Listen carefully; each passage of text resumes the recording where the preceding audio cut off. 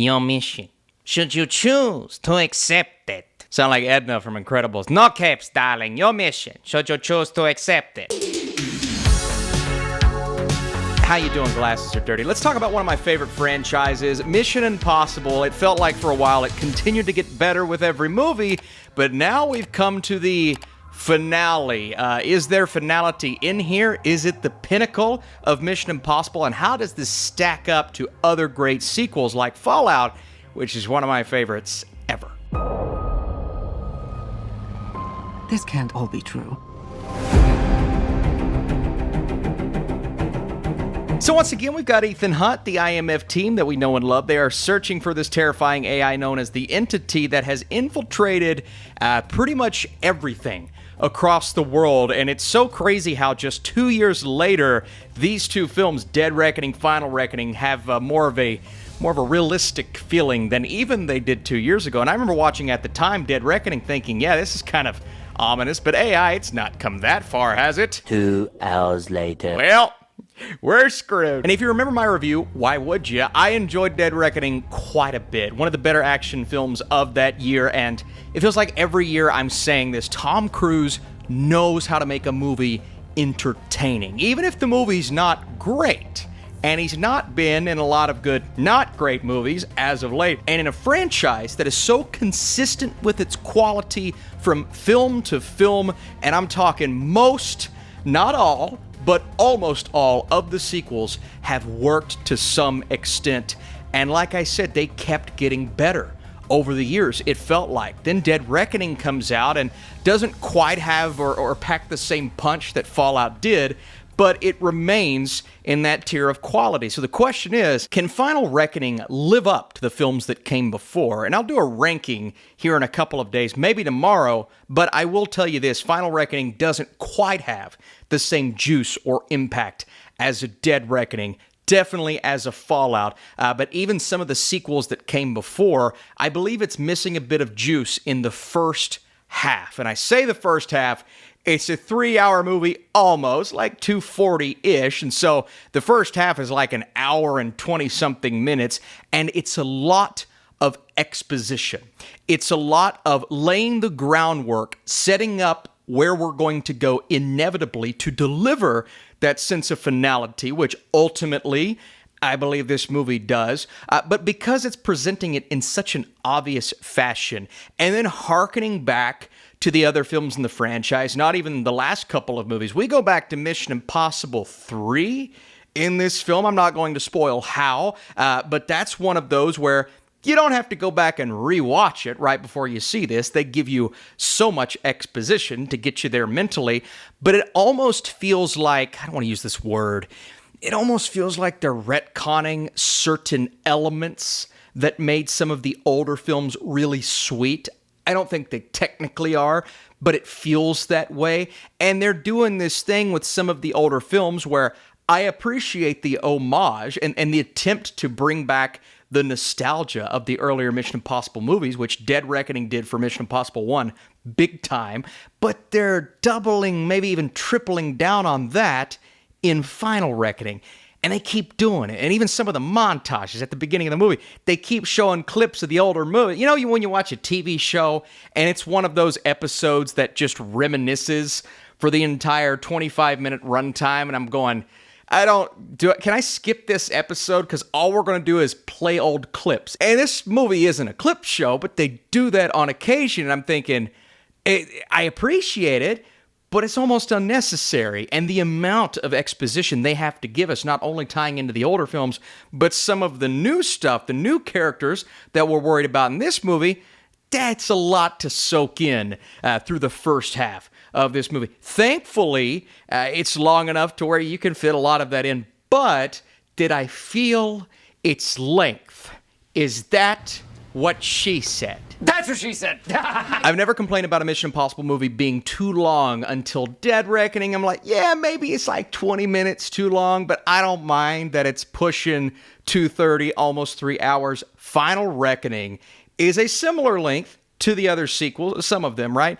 But it's the first one where I've watched it and went, yeah, you could have trimmed more than 10 minutes, probably more than 25, off of this runtime, and it just would have felt tighter. That's what she said. Don't worry, I'm getting the negative out of the way first. I've got some nice things to say, but ultimately this story, while just as, or attempting to be as complex as a Rogue Nation, as complex as a Dead Reckoning, starts to push convoluted as opposed to complex. It's just not as present as it has been in other movies, to where those films are extremely smart with their reveals, with their twists, with their character turns, in some cases with deaths.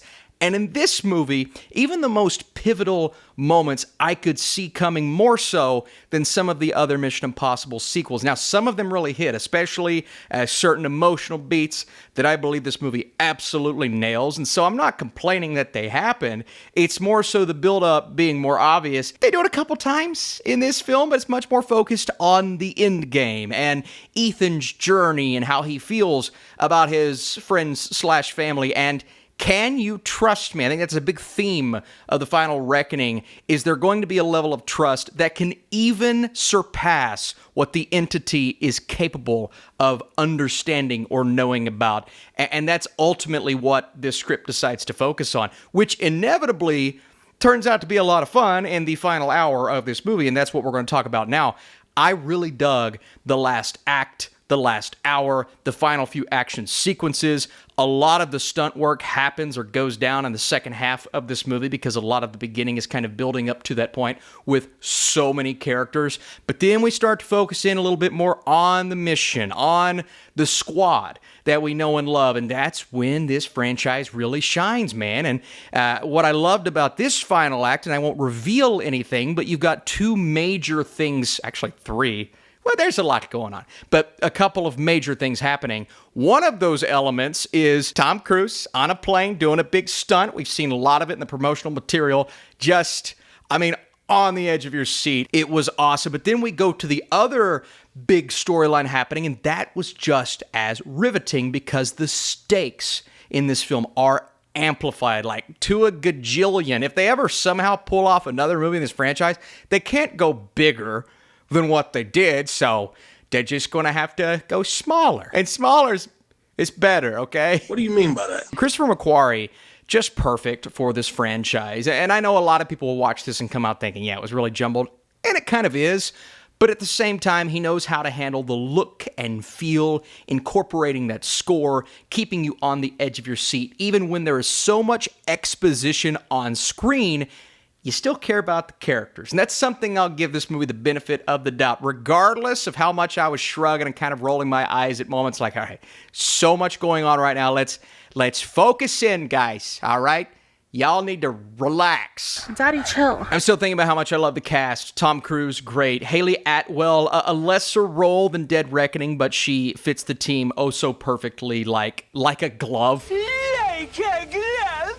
Ving Rhames, obviously a standout as always. Simon Pegg, just like the heart and soul of the team. You love to love him, and I love that man. Angela Bassett's good. Shea Wiggum is good. They do something with his character where I'm like, so unnecessary for you to do that. That was one of those times in the script where like, why would you do that? I needed more Tremel Tillman. Severance got me in a Tremel Tillman mood, and this movie, like, he's barely in it. I need so much more of that man in my life. Janet McTeer, Holt McElhaney, Nick Offerman, I'm seeing everywhere nowadays. So the cast is so extensive and stacked beyond the core group that we love. The villain carrying over from Dead Reckoning, I love what he represented in that movie and still kind of represents that in this film, but way more one-dimensional. I think of Philip Seymour Hoffman. And my God, Sean Harris, still one of my favorite on-screen movie villains of all time. Just doesn't really... It's more the entity rather than the human, I guess, but doesn't pack that punch that we're used to. Regardless, I still enjoyed The Final Reckoning. I'm a sucker for this franchise. While not on the level of the other sequels, still kept me entertained. And so I want to know what you are thinking. What format? I need to know that in the comments. Are you seeing this in? Did you see it in? Are you watching it on the big screen? And what is your favorite Mission Impossible movie? My favorite answer gets a shout out in my Mission Impossible ranking video that is coming very soon, so stay tuned for that. Also, if you want to like and share, that would be awesome. The Final Reckoning is a fun finale that features a few excellent set pieces and an epic final act where the sequel falls short of the last few lies within the story structure, an overwhelming amount of exposition. Thankfully, the intensity and emotional core outweigh the issues, but the flaws are evident. That being said, Mission Impossible, I will say this on record, it handles family better than Fast and Furious because I care about this family. Is it the end? That's for the director and Tom Cruise to decide, and maybe the box office. We'll have to see how it does. I'm probably going to see it again. My dad and I like watching these movies together, man. It's a fun tradition we have. We're going to keep it going. All right, thanks for checking me out. Lilo and Stitch, Fear Street, Friendship, all coming soon. Bye-bye.